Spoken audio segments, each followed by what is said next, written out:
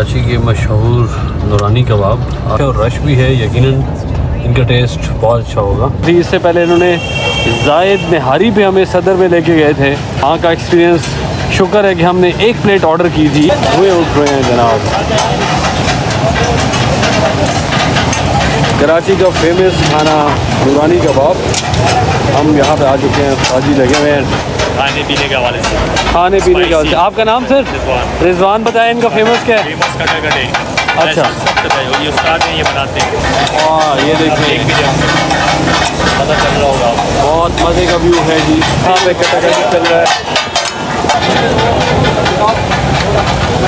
कोयले सेट किए जा हमारा टेबल और ये लोकेशन है।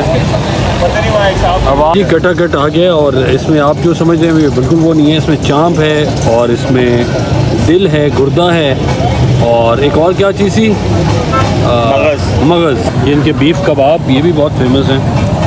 अभी ये चल रहा है जी, चांप और मगज़। नूरानी कबाब हम आए हैं कराची में और कुछ बेहतरीन खानों में से ये बीफ कबाब है। ये बहुत ही टेस्टी है।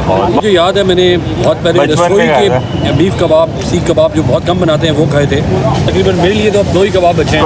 इससे पहले कि हाफिज़ साहब और सैफ साहब ये भी खा रहे हैं, मुझे अब ये वीडियो बंद करनी पड़ेगी।